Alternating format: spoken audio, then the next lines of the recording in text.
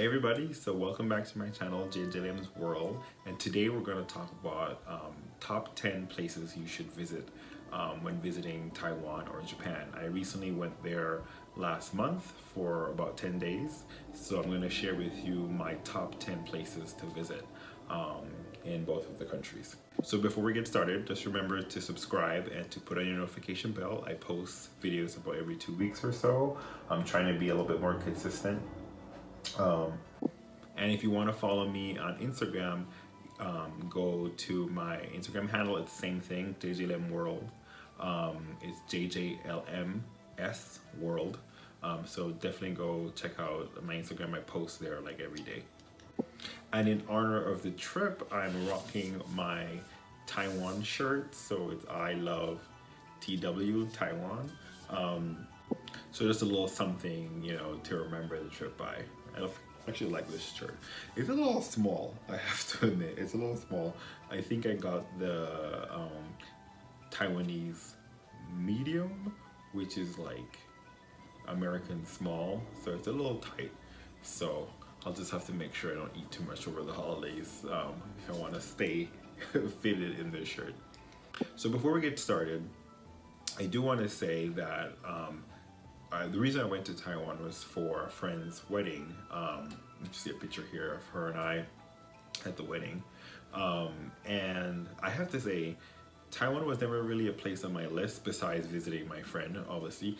But Taiwan is completely underrated as a place to visit. I am a full advocate now for anyone who wants to visit Taiwan. It is extremely cheap.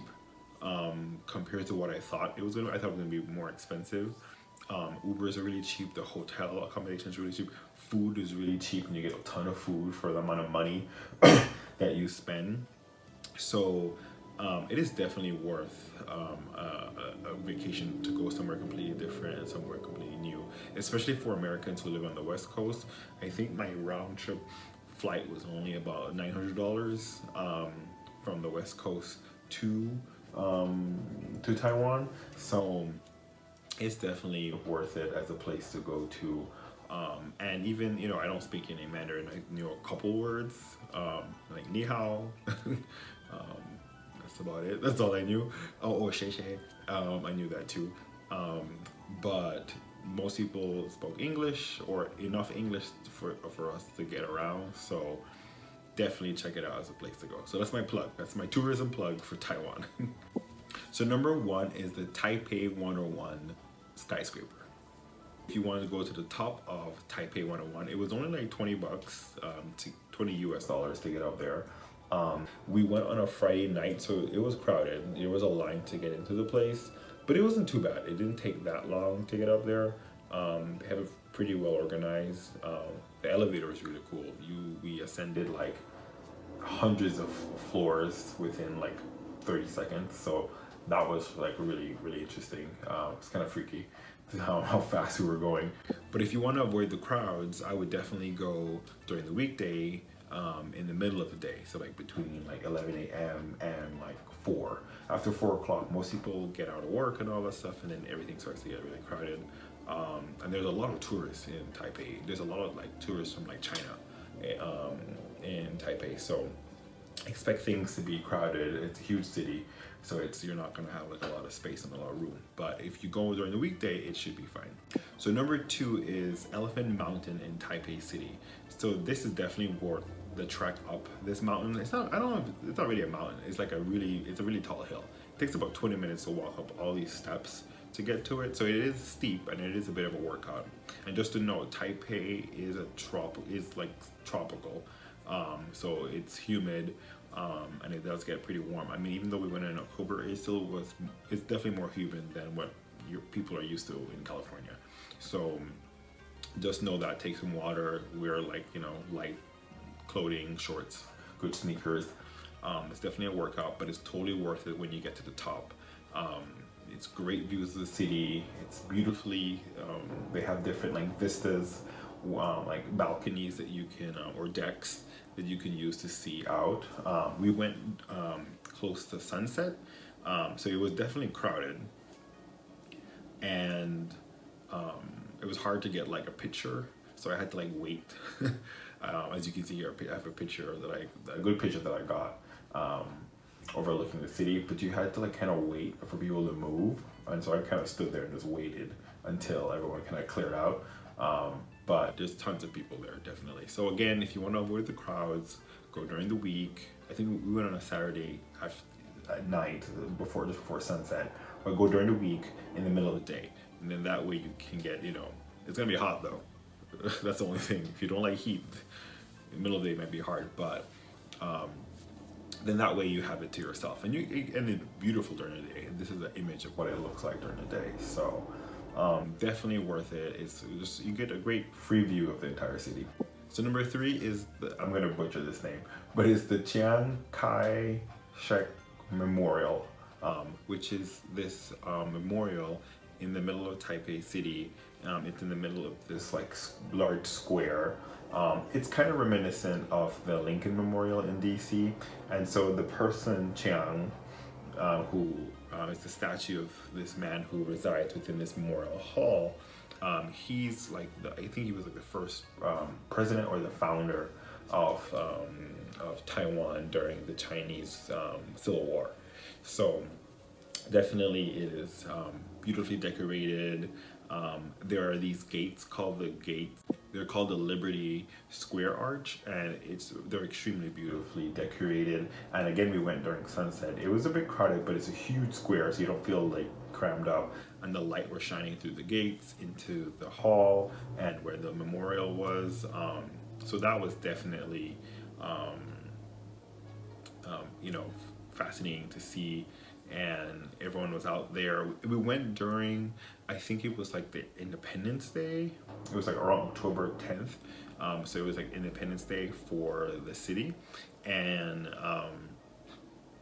there was crowded with people, but there was a festival there, and there was like food stalls and everything. So that was really great to kind of see everyone out there interacting with their family and their kids, all these cute babies. Sorry, throw my thing. All these cute babies running around. So that was nice. But definitely check it out. It's good to kind of see the history and these beautiful monuments that are out there. Obviously commemorating the formation of the country. So number 4 is the National Palace Museum in Taipei as well. It's a little bit outside Taipei. I think it was like 20 minutes outside. It's set up in these beautifully lush green mountains outside of Taipei. And this is like a large like art history museum, and it shows like thousands of years worth of Chinese history and art and artifacts and ancient Chinese artifacts. A lot of these were actually rescued from mainland China during the Civil War, so a lot of them are brought over. And so some of these artifacts are only found in Taiwan as opposed to mainland China. So it was very fascinating to see all this stuff. Definitely a lot, like a full day or like at least half a day to this museum. And definitely you can't take water inside, so definitely have a good breakfast before you go. It's a lot of stuff, and if you're really interested in Chinese history and Chinese culture, this is a wonderful museum to visit.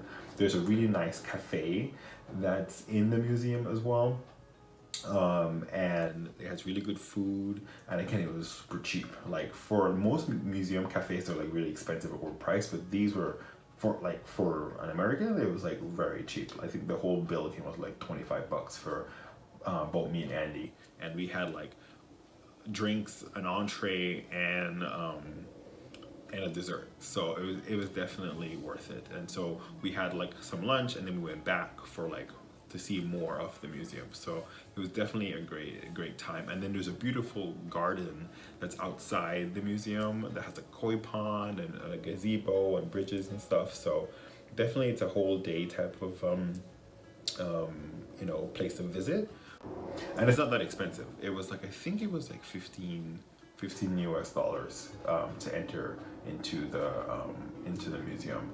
So it wasn't too bad, but definitely spend some time there if you're really interested in the art and art history of China. So actually now we're gonna leave Taiwan. Those were the main sites that I would recommend if you're in Taiwan. We were only there for like 3 days because we were there for the wedding for my friend, and we only had limited time. But if if you have more time, there's definitely much more to see. There's many more cities in the country, um, and there's ton more sites. But definitely, those are like your must see sites once you're there in Taipei City. If you only have like you're only there for like 2 days, definitely try and hit these sites. Definitely make sure that these are part of your itinerary. So now we're going to Japan.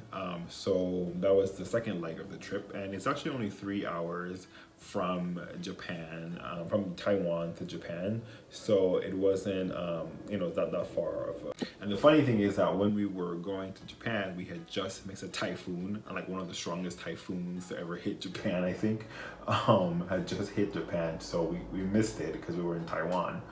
But thankfully it didn't. I mean, it definitely caused a lot of flooding and mudslides, and a number of people sadly died, but it didn't like devastate any of the cities beyond recognition. So our hotel was there when we got there. So actually we flew from Taipei to Osaka. That was the first stop in Japan, and then from Osaka we actually took a day trip to Hiroshima, and that's number 5. So number 5 is the Hiroshima Peace Memorial in Hiroshima, Japan. So the Hiroshima Peace Memorial is definitely a must-do when you're in Japan. I mean, especially as an American, it does hold some significance for us because obviously Hiroshima was one of the cities that the U.S. bombed during the Second World War and used obviously the atomic bomb. And so we actually got to go to Hiroshima and go to the actual site where the bomb was dropped over. And the actual building, it's actually called the Atomic Bomb Dome. So this building, most buildings were like completely destroyed after the bomb exploded or detonated. Yeah, so because the bomb was directly above this building, the vertical like explosive power of the bomb didn't really impact the building itself. It impacted obviously everything that was around it. So the building still kept its integrity, as you can see here in this picture. So that was very fascinating to see, and somber at the same time to know that all the people that were in this building completely died. And then the whole memorial park, there was definitely different monuments that were honoring the people who had died. There was a really beautiful and sad one that was this a monument of this little girl holding a paper crane, and it was really sad to kind of hear the story about how in their culture, folding a paper crane and making a wish would come true. And so this little girl was obviously folding the paper crane to wish that she wouldn't die, and obviously she died because it was a horrific explosion.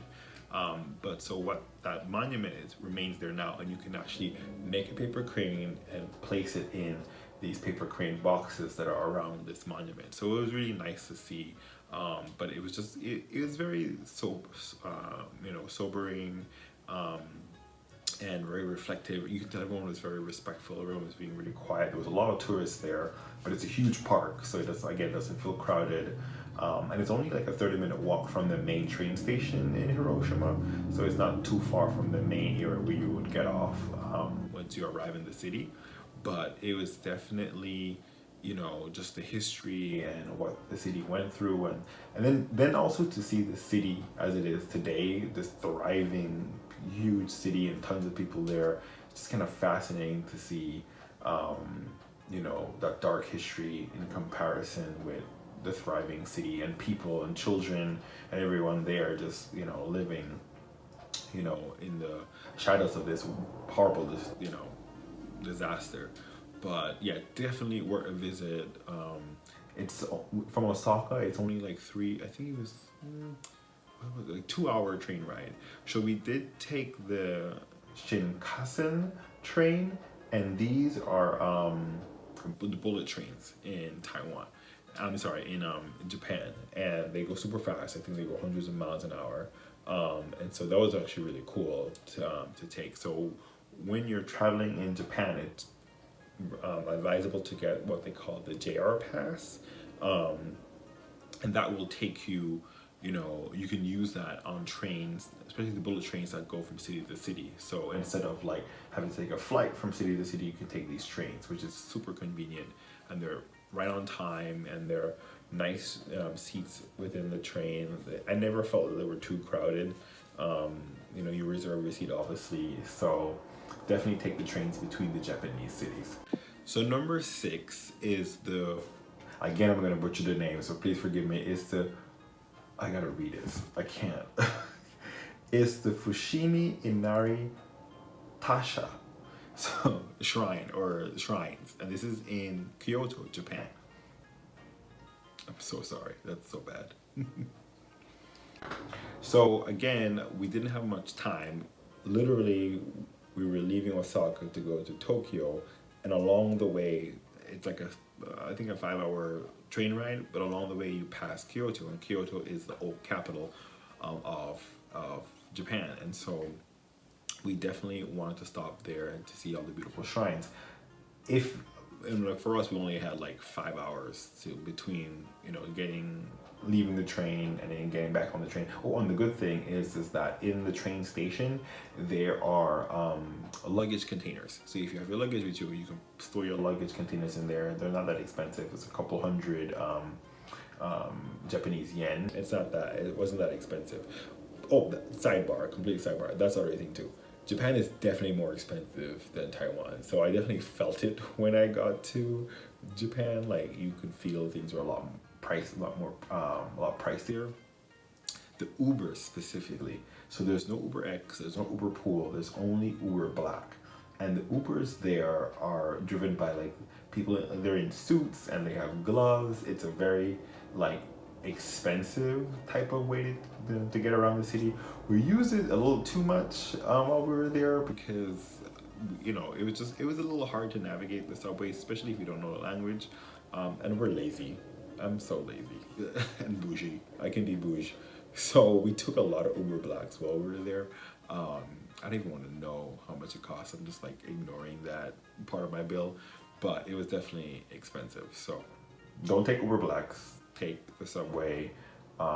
It's very efficient. I just was too lazy to figure it out. Anyway, back to the Kyoto shrine. So this was the, I call it Inari for short. I think that's what most people call it too. So please forgive me if I'm like, you know, butchering it. But it was beautiful. That is definitely worth it. You only have like 2 hours in Kyoto. That's the place you go to, and it's only about it's about a 15-minute drive from the main train station in Kyoto. But there's a train that connects you to the Inari, the entrance of the Inari shrine, to the main train station, and it's only like a 5-minute train. So that's perfect, and it's like much cheaper than an Uber Black.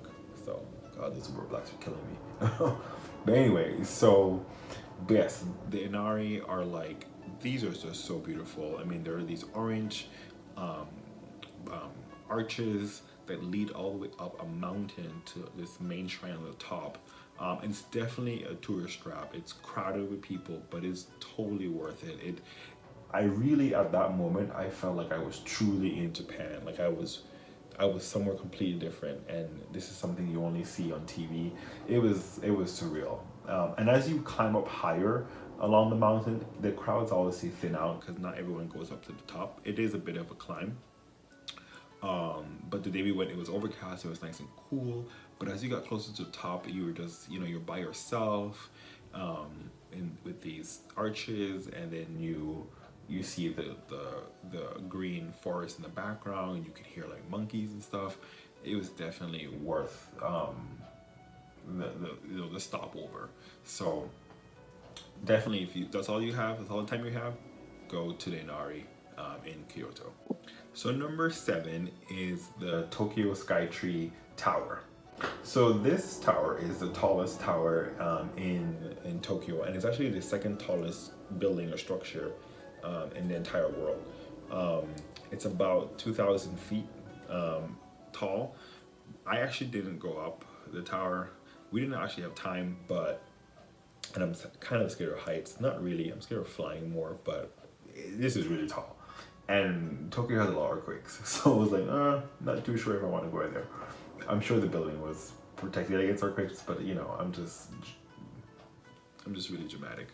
But definitely if you have the time, definitely go up to the top. I'm sure there's beautiful views of the entire Tokyo city that you can see from up there. But I mean, it's an amazing structure to see, because as you walk up to the structure, it just towers above everything else. And I was trying to get a picture of it, and this is actually a picture that I tried to get. I had to like get on my knees and angle the camera up to try and fit the entire tower into the camera. It was extremely big. But I didn't have time, but if you're there, this is definitely one of the places or one of the structures you want to see while you're in Tokyo. So number 8 is the TeamLab Borderless exhibit. Now this, I have to say, this was completely random, trip that we made to this exhibit. It's inside Tokyo, but it's on like in the harbor area of Tokyo, and it's a bit far from the city center. So definitely, take a train. I took an Uber. Cost me so much money, but when in Rome, or once in a lifetime. So, but this was totally worth it. We actually got a recommendation from this from a previous Uber driver that we had in Tokyo, and it's extremely beautiful. So what it is, and as you can see from the video, it's these collection of exhibits, completely black, and there's these tons of like light beams that are showing different art and light structures. As you can see from like this video here, this one was like a waterfall. This one here was like flowers moving throughout. They move from one exhibit to the other, so that's extremely fascinating. This one was like extremely psychedelic, like it's like a rave happening. It was actually hot and there's all the light, so it's definitely worth the visit. It's a little pricey. It's about $35 to get into the exhibit, and it can get really crowded. So again, we went on, I think on like a Friday. We went on a Friday evening, so it was definitely crowded. If you can go during the middle of when the exhibit opens at 10 a.m. during the week, you would probably not have as many people around you. But honestly, because it was so dark in there, it doesn't take away from the experience, but I'm sure the experience would be better if there was less people around you at the time. And there were like 12 exhibits throughout that entire hall. So if you suffer from motion sickness or you have migraines easily, this may not be the exhibit for you, because it definitely was light intensive. I did have a slight headache after we finished it. It was kind of dazed, but it's definitely worth it. It felt like really like cool, like that Japanese kind of futuristic cool vibe. It really hit the nail, because that's kind of what I wanted to feel when I was in Tokyo. And that exhibit and that specific attraction definitely made me feel like, oh wow, like I feel like I was in the future. So number 9 is the Senso-ji Temple in Tokyo. So the Senso-ji is actually a Buddhist temple in Tokyo. Again, it's a huge temple. Just like if you were to go to like European cities, you see a lot of churches, you see tons of temples and shrines in Japan, and this is one of their Buddhist ones. I think it's the oldest Buddhist temple in Japan, and it's this huge red temple, and it's beautifully decorated. And when we went, there was actually a dragon dance happening at the time, and a procession. So that was really cool to see, all that being done. There was tons of tourists there, but it's a huge area, so it didn't feel cramped by everybody. But definitely, this is, if you're gonna pick any temple to visit, definitely pick this one, because it's just how ornate and how beautiful it is, and because it's this red orange color, it definitely stands out compared to like all the modern buildings that are nearby. So number 10 is the Ueno Park. I'm totally butchering that name. And within the Ueno Park, there's this Shenobazu pond, which is a pond covered with lotus, like lotus pads or flowers. So this park and this pond is right in the middle of Tokyo. It's extremely like calming and relaxing. So you kind of want to get away from the city and just kind of like take a breather. This is definitely the part to go to. There's like an artificial waterfall nearby. So that was really, you know, relaxing. There was not many people when we went. I think it was kind of cold that day, but it was really beautiful. It just seeing this huge pond covered with these, you know, lily, like I think it's lily pads or like lotus pads that were, you know, covering the entire pond. I actually didn't realize there was water there until you got closer. There's like a deck that you can walk out into the pond, so you feel like you're walking among all these plants. So that was really cool. But it's very calming and relaxing. And that's the one thing with Japan. There's a lot of areas, even though it's a really intense, bustling city in Tokyo, there's a lot of like little nooks and crannies that have like a lot of relaxing and calming environments, like gardens and parks and whatnot. So I like how they mesh those two things together. And overall, I just have to say that, you know, Japanese customer service, I thought American customer service was great, but Japanese customer service is beyond American customer service, especially for the fact that I don't speak any Japanese. I mean, I know a couple words like sumimasen, konnichiwa, arigato, you know, that's all I knew, but people would help you a lot, like getting train tickets and stuff like that. They would go out of their way, speaking a language they don't speak, they would try and speak English to you. So definitely have to say that the people there are extremely customer service oriented, and very polite, very mannerful, or mannerly. Mannerful, is it a word? Or mannerly? They have a lot of manners. So I definitely appreciate that because I love order, I love structure, so I definitely appreciate that in the culture. I don't like loudness and all that stuff, so this was really nice for me to experience. Yeah, so that's the top 10 places, you know, that you must see if you visit Taiwan and or Japan. If you have other places that you think belong in this top 10, drop them below in the comments. But yeah, thanks for checking out my video. If you have other suggestions about videos I should make, you know, I try to record when I go on my trips, so I'll make more videos about my travels as well. But if you have other videos that you think I should create, drop them below in the comments. But yeah, thanks for checking my video, and remember to subscribe and to put in your notification bell. And as always, remember to never stop exploring.